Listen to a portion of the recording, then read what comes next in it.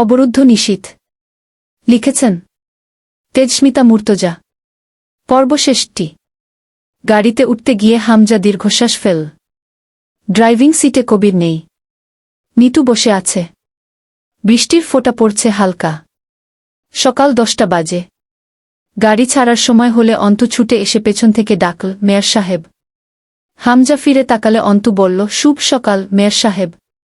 হামজা কিছুক্ষণ চেয়ে থেকে মাথা নামায়, আলতো হেসে বলে, শুভ সকাল। কোথাও যাচ্ছেন নিশ্চয়ই? আমাকে ভার্সিটিতে নামিয়ে দিয়ে যাবেন? বৃষ্টির ভেতরে রিক্সা পাওয়া ঝামেলা। হামজার ভ্রু কুঁচকে উঠল। অদম্য সাহস মেয়েটার। আজপতা সংকোচ কিচ্ছু নেই। হামজার সঙ্গে কথা বলার সময় এমনকি রিমির কণ্ঠেও এক প্রকার জড়তা ও সমীহ থাকে। কতকাল হামজা নিজের চোখের দিকে তাকিয়ে কাউকে কথা বলতে শোনেনি, দেখেনি। হামজা জানায়, আজ ভার্সিটিতে যাবে না তুমি? আমার অনুমতি নেই। অন্তু এগিয়ে এসে হামজার চোখের দিকে তাকিয়ে শান্তস্বরে বলল, আপনার আদেশ নিষেধের পরোয়া করি না আমি মেয়র সাহেব।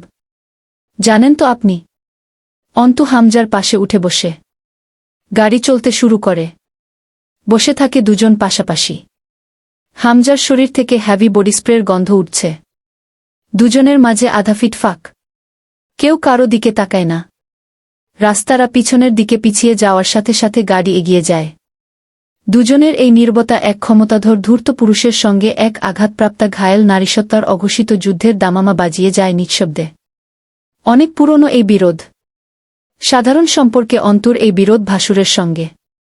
এক সময় হামজা সিটের সাথে পিঠ ঠেকিয়ে দিয়ে অল্প হাসে, থাবা দিয়ে ধরলে আর পার পাবে না। অনেক কিছু করছো।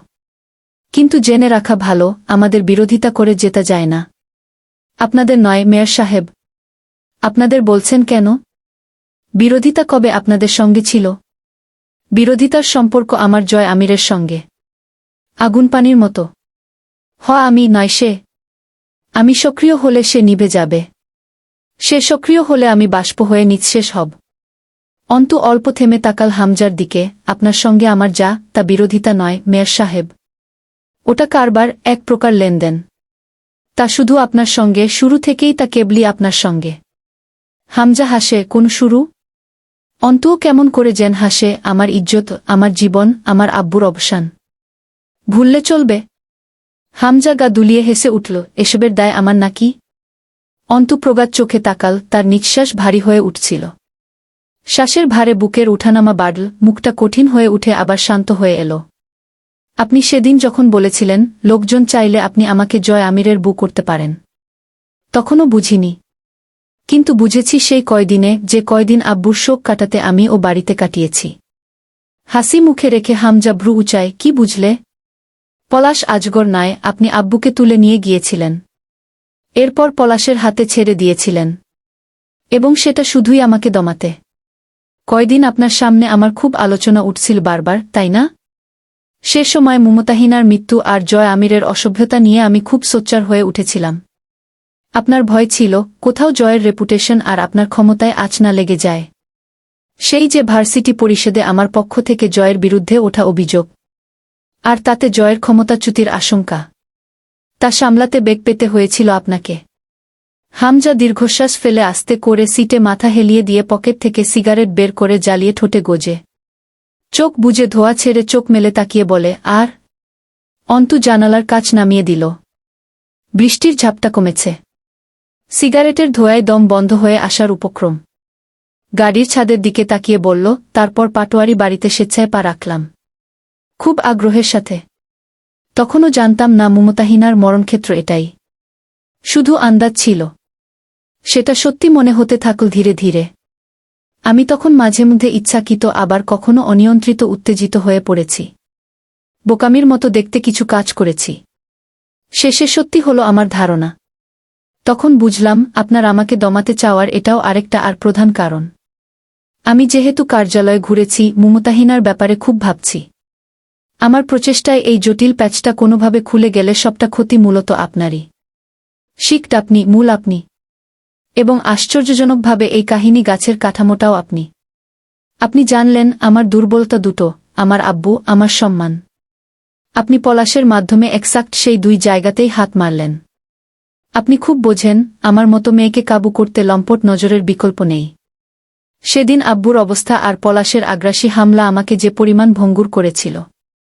আমি আপনার ফ্যান হয়ে গেছি সত্যি।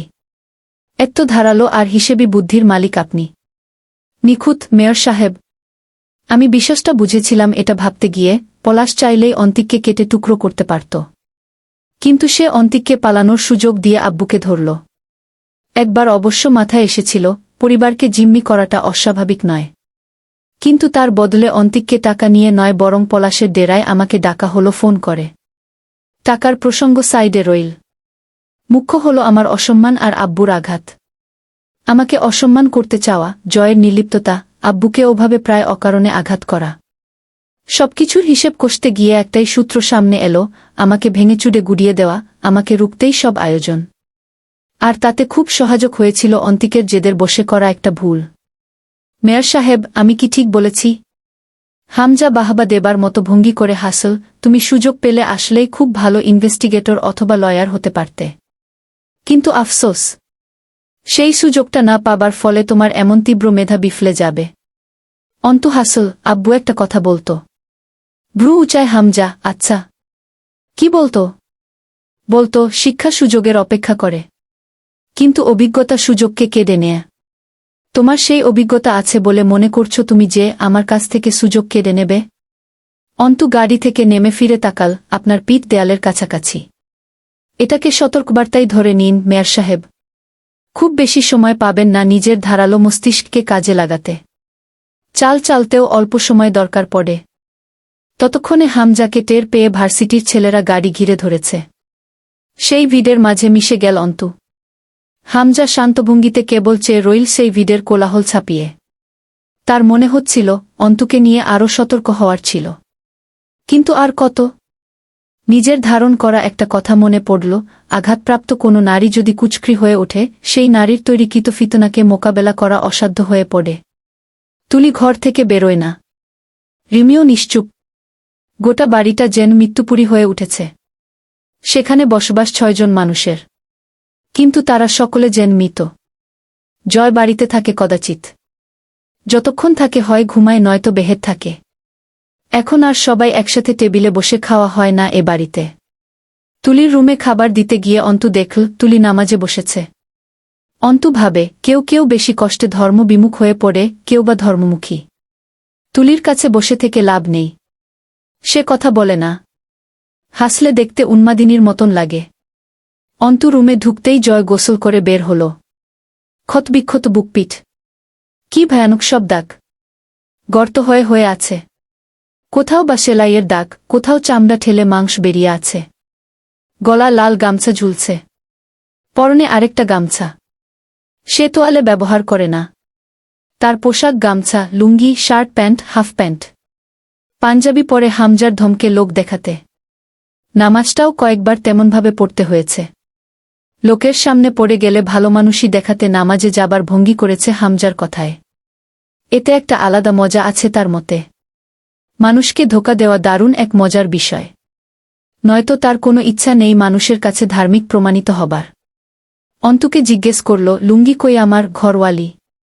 ছাদে। এনে দাও। দুঃখিত। জয় ঠোঁট উল্টে কাঁধ ঝাঁকালো, ওকে। তাইলে গামছাটা খুলে শুয়ে পড়তে হবে। ভেজা গামছা পরে তো আর শোয়া যায় না।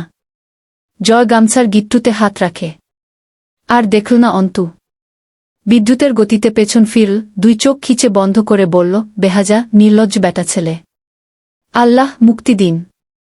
পেছন থেকে উচ্চস্বরে হো হো করে হাসির শব্দ শোনা গেল জয়ের।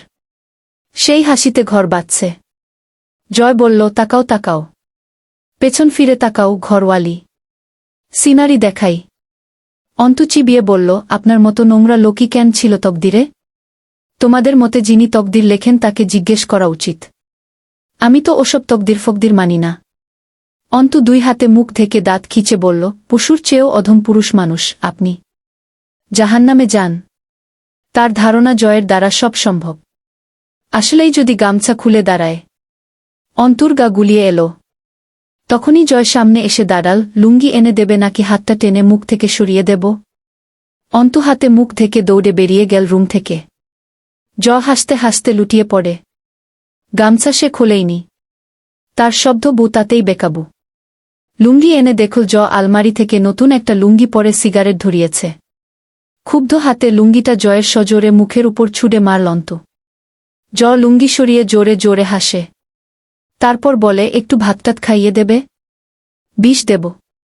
তা দাও, সমস্যা নেই, কিন্তু তোমার হাতে খাইয়ে দাও। আপনার হাতে বোমা পড়েছে নাকি? তোর মুখে বোমা পড়ুক, শালি। ভাত আন। জয়ের অশিষ্টতা আজও অন্তুর ভেতরে আগুন জ্বালায়। এতগুলো দিনেও সয় না নিজের এমন অসম্মান। দুটো দীর্ঘশ্বাস টেনে শান্তস্বরে বলল, এভাবে নয়। যেভাবে বললে আনব সেভাবে বলুন, নয়তো জানেন এখানে না খেয়ে মরলেও ভাত পাবেন না। অন্তুকে টেনে কাছে দাঁড় করিয়ে চোখের দিকে তাকায় জয়। অস্তমিত স্বরে বলে, আমি যা বলবো সেটার বিপরীত যা হয় তাই। না, সম্পর্কটা তো তেমনি। জয়ের হাতটা নিজের হাত থেকে ছাড়িয়ে দেয় অন্তু। অল্প হাসে মাথা নত করে। কোমলভাবে স্মিত নজরে অন্তুকে স্পর্শ করলে অথবা কথা বললে অন্তু সেটা খুব কঠিনভাবে আলগোছে এড়িয়ে যায়। অর্থাৎ সে তাদের মাঝে বিরোধকে খুব যত্ন করে ঠাঁই দিলেও কোমলতাকে ভুলেও ঠাঁই দেয় না। মাথা তোলে জয়, সম্পর্ক বুঝি না আমি। খানিক দূরত্ব রেখে বসে অন্তু, আমিও বুঝি না। জয় যখন নরম স্বাভাবিকভাবে কথা বলছিল তখন অন্তু গিয়ে খাবার এনে দিল। তার আগে নয়। হাসে। কপালে আঙুল চেপে ঠোঁটে ঠোঁট গুজে হাসে। তার বৈশিষ্ট্যের প্রায় সব কিছু আছে অন্তুর মাঝে, কিন্তু শেষবের রূপটা বিপরীতের মতো। ঠিক যেমন বস্তু ও সেটার আয়নায় দেখা যাওয়া প্রতিবিম্বের স্বরূপ। এজন্যই তাদের কোনো পরিণতি নেই। একই ধর্মী দুই পক্ষের কোনো পরিণতি থাকে না, শুধু বিরোধ ও বিকর্ষণ ছাড়া। অন্তু বা জয় কেউ কারো দিকে তাকায় না সচরাচর। অভ্যাস নেই তাদের। কিন্তু যখন তাকায় তখন দুজন একত্রে তাকায়। সেই দৃষ্টিতে কেবল দহন ছাড়া কিছু থাকে না। জয় খেতে খেতে জিজ্ঞেস করল, তুমি খাইছ? অন্তু জয়ের খাওয়া দেখছিল মুখ বিকৃত করে। বিশাল বিশাল যেমন হাতের তালু সেরকম একটা বিরাট সাইজের লোকমা। বিক্ট লাগে অন্তুর চোখে। হাত দুটো কঠিন, হাতের মোটা মোটা রগ চামড়ার উপর ঠেলে ওঠা। কালো পশমে ঢাকা কনুইয়ের নিচ থেকে শ্যামলা হাত। বিশাল বিশাল আঙুল। আপনি এভাবে খান কেন? ভদ্রভাবে, মানুষের মতো খাবেন। এরপর আরও বিশ্রীভাবে খাবার খেতে শুরু করল। অন্তু দীর্ঘশ্বাস ফেলে চোখ ফেরায়। খাওয়া শেষে সফট ড্রিঙ্কস হিসেবে 2 প্যাক মদ খেল। রাত 1:30 অবধি উপুড় হয়ে বিছানার উপর পড়ে রইল। জয়ের রুমের বেলকনির দরজার পাশে একটা মরিচা ধরা রকিং চেয়ার আছে। অন্তু সেই চেয়ারটায় বসে থাকে। কোলে বই। কিন্তু অন্তু পেছনের দিকে মাথা হেলিয়ে চেয়ারে বসে দুলতে থাকে। চোখ দুটো বোজা। জয়ের রুমে একটা পেন্ডুলাম ঘড়ি আছে। ঘণ্টা পর পর ঢং ঢং করে বাজে। জয়ের খুব পছন্দের জিনিস এটা। হামজা কোথা থেকে কিনে এনেছিল, জয় কেড়ে নিয়েছে। অন্তু খানিকক্ষণ তাকিয়ে থাকে জয়ের দিকে। মুখ এদিকে ফেরানো। চোখ বুজে আছে। চোখের পাতা কাঁপছে। অর্থাৎ ঘুমায়নি। জয়কে সে রাতে ঘুমাতে দেখেনি। রোজ পাশাপাশি শুয়ে দুজন টের পায় কেউ ঘুমায়নি। পেন্ডুলাম ঢং ঢং করে বেজে জানা রাত 1টা বাজল। অন্তু উঠে গিয়ে অল্প একটু জায়গা নিয়ে চুপচাপ পাশ ফিরে শুয়ে থাকে। তার আর জয়ের মাঝে অসীম দূরত্ব। সেই দূরত্বকে সাথী করে দুজন রাতের পর রাত পাশাপাশি শুয়ে কাটিয়েছে। শেষরাতে কখনো কখনো জয়ের হাতটা এসে অন্তুর শরীরের উপর পড়লে অন্তু তরাক করে জেগে উঠেছে। সরিয়ে দিয়েছে জয়ের হাতখানা। অন্তু চিত হয়ে একটু চুপ থেকে বলে, জয়। বেশ খানিকক্ষণ পর জবাব দেয় জয়, হু। অন্তু আর কথা বলে না। ভেতরের জমে আসা সংশয় দ্বিধা ভেতরের দাফন করে। তার কেউ নেই। এই পাশে শুয়ে থাকা মানুষটা কারও নয়, বা তারও কেউ নয়। ভাবির খোঁজ জানে না সে। আম্মু কি হালতে আছে জানা নেই। হামজা তার সঙ্গে কি করবে জানা নেই। উঠল। বাইরে তখন ঝমঝমিয়ে বৃষ্টি নেমেছে। অন্তু উঠে বসে বলল, আমি যাব আপনার সঙ্গে? জবাব দিল না, তাকালো না। বেরিয়ে গেল। অন্তু জগ ভরা পানি নিয়ে জয়ের পেছনে ছুটল। জয় কোনোরকম প্রতিক্রিয়া দেখাল না। সিঁড়িঘরের দরজা খুলে হনহনিয়ে কয়েক সিঁড়ি এগিয়ে গেল তার হাঁটার ধাপ বড়, লম্বা শরীর। ঘুটঘুটে অন্ধকার। অন্তু অভ্যস্ত নয়। তার পা ভরকে যায়। জগটা শব্দ করে পড়ে গেল, পানি ছিটিয়ে পড়ল চারদিকে। মুহূর্তের মাঝে হাত বাড়িয়ে পড়ন্ত অন্তুকে জাপটে ধরে জয়। পড়লে মৃত্যু অথবা সেরকম কিছু হতে পারত। অন্তুর বুকে অনেকক্ষণ ঢিপিঢিপ চলছিল। জয়ের থেকে নিজেকে ছড়াতে চায় অন্তু। আটকে ধরে গম্ভীর স্বরে বলে, আমার কাছে আসো কেন? যখন দূরত্বই সই তখন প্রয়োজনেও বা আমাকে চাওয়া কেন? তোমরা ভালো মানুষেরা স্বার্থপর হও খুব। অন্তু স্থির হয়ে দাঁড়ায়, সবটা ভুল নয় আপনার কথা। তবে আংশিক ভুল বুঝেছেন, তাই না কি? অন্তুর হাতটা চেপে ধরে জয়। অন্তু বলে, আমি নামতে পারব। জয় চাপা ধমক দেয়, চুপ্প। বাকি সিডিটা অন্তুর হাত চেপে ধরে নামায় জয়। স্থির হয়ে দাঁড়ায় দুজন। এমন অন্ধকারে নিজের শরীরটাও কিঞ্চিত দৃশ্যমান নয়। অন্তু বলে, আপনি যেচে পড়ে উপকার করে খোটা দিচ্ছেন? তো কি ফেলে দিয়ে মেরে ফেলার ছিল? বাঁচিয়ে রাখার মানুষ তো নন আপনি আমার, আমির। এই যে বললেন আমরা স্বার্থপর, আপনি বুঝি স্বার্থহীন? আর স্বার্থহীন মানুষেরা সমাজে বসবাস করে এবং সাথে এমন সব কুকর্ম করে বেড়ায়। স্বার্থের জন্য খারাপ কাজ করি আমি? নিঃস্বার্থে? নিঃস্বার্থে আপনি মানুষ মারেন, চারদিকে এতসব করে বেড়ান। নিঃস্বার্থে মানুষ সন্ন্যাসী হয়, সংসার ধর্ম ত্যাগ করে পাগল বেশে ঘুরে বেড়ায়। ক্ষমার সাগরে নিজেকে ভাসিয়ে মোহমুক্তির পথে চলে যায়। নিঃস্বার্থ শব্দের অর্থ বোঝেন? নাকি শুধু মুখে রসিকতার খই ফুটিয়ে বেপরোয়া বাতাসে গা ভাসাচ্ছেন? যে মানুষ আত্মত্যাগী, উপরন্তু সর্বত্যাগী হয়, তাকে নিঃস্বার্থ বলে। আপনি প্রতিনিয়ত কিছু হাসিলের লক্ষ্যে, কিছু পূরণ করার উদ্দেশ্যে ছুটছেন। হয়তো কোনো পুরনো ক্ষোভ অথবা জমে থাকা ঋণ। আর তা ফেরত চান আপনি, সেটা নিঃস্বার্থতা? নাকি আমার সঙ্গে সামান্য ব্যাপার থেকে আপনারা যা যা করেছেন এ অবধি, সেটা নিঃস্বার্থতা? যদিও সেসব অপরাধ নয়, তবু যদি ক্ষমা চড়তেন তবু ভাবা যেত। বদলার আগুনে জ্বলে এতসবের পরেও নিঃস্বার্থতা? মুখে রসিক রসিক কথা বলে ভীষণ কুল সাজা যায়। ভং ধরা যায় আপনি খুব চাপা, খুব বেপরোয়া, লালসাহীন, বিশাল রহস্যময় মানুষ আপনি। শব্দের প্রযোগ শিখবেন। আমি আপনার কাছে প্রয়োজন পুরাতে আসিনি। আপনারা সেই ব্যবস্থা করেছেন যাতে আমি আপনাদের অধীনস্থ হই। এখন দায় উঠাবেন না? বউ হবার প্রস্তাব দিয়েছিলাম? নাকি আপনার কাছে র‍্যাক খেতে গিয়েছিলাম? অথবা আপনাদের অন্যায়ের প্রতিবাদ করব বলে নিমন্ত্রণপত্র পাঠিয়েছিলাম যে প্লিজ আমার সম্মুখে এসে অন্যায় করুন, আমি তা রুখি। আমার সম্মুখে অকাজ হবে, আমি চুপ করে থাকব না, এটা আমার নিঃস্বতা। আপনি কি, কেন আমি জানি না। কিন্তু আমি অন্তু যা হারিয়েছি তা অপরাধ না করার অপরাধে, সাধারণ একটা ক্ষমতাহীন মেয়ে হবার অপরাধে। তার একাংশ হারাননি আপনারা। আমি অজানাকে জানি বোধহয়, সেটুকু ভাবনার বিস্তৃতি আছে। সেই শক্তিতে আমি এটা বলতে পারি, আপনাদের সঙ্গে যদি কোনো অন্যায় হয়ে থাকে তো সেটার কারণ আপনারাও। কারণ আপনারা বংশগত রাজনৈতিক মানুষ, আপনাদের সাথে খারাপ হবে, এটা স্বাভাবিক। কিন্তু আমি সাধারণ জনতা, আমি কেন এত কিছু সহ্য করছি? শুধু আপনাদের অন্যায়কে প্রশ্রয় না দেওয়ায় তার দায় মেটাবেন না? মিটিয়ে যেতে হবে। আমি অন্তু, আমার হারানোর সবটুকু শোধ পুড়িয়ে নিয়ে মরব বোধ হওয়া। কারণ আমি আপনার মতো নিঃস্বার্থ নই। আমারা মা ভাবি, আমার সম্মান, আমার ক্যারিয়ার রাস্তায় ভাসছে। শেষবের হাল ধরতে হবে। অন্তুর চুল মুঠো করে ধরলে অন্তু হাসে, ইস, সত্যি কথা নিতে পারেন না আপনারা। কি করবি তুই? কখন বললাম কি করব? কি করার আছে আমার? হাত তো বাঁধা আপনার নামে শিখলে। কথা চলে ছলচাতুরি। শুনেছিলাম চোরকে কাবু করতে চোরের মতো করে ভাবতে হয়। অন্তুকে একদম নিজের কাছে নিয়ে এলো, ফিসফিস করে বলল, আমি চোর না হে। খোলা বাজারে লোক ডেকে পাপ করে আসা পাপী আমি। চোর হবি তুই, পেছনে চাল চালিস। তাহলে সেদিন পলাশের ছাদে যখন থুতু দিয়েছিলাম তখনই ধরতেন। পরে অতছক কষে আয়োজন করে নাটক সাজাতেন না। সংজ্ঞা কি মিলল ছলচাতুরি আর চোরের? আমার মুখ খোলাবেন না। বেশ তো চুপ আছি। খোঁচা মেরে ঘা তাজা করা কেন? আপনি জানেন আমি মুখ খুললে আর সামনের জন কথা বলতে পারে না।